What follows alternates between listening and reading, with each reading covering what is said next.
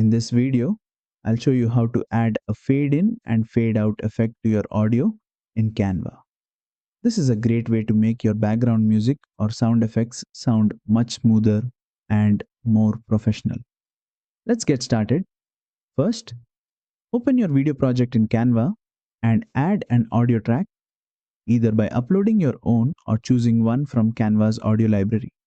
Once it's on the timeline, click to select the audio track.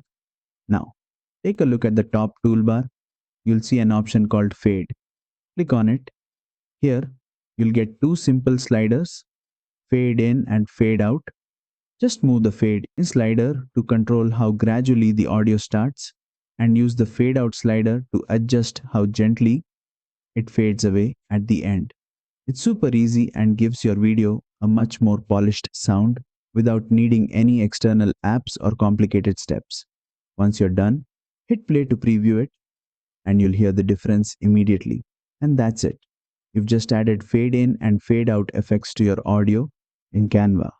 If you found this helpful, don't forget to like, share, and subscribe for more quick Canva video editing tutorials.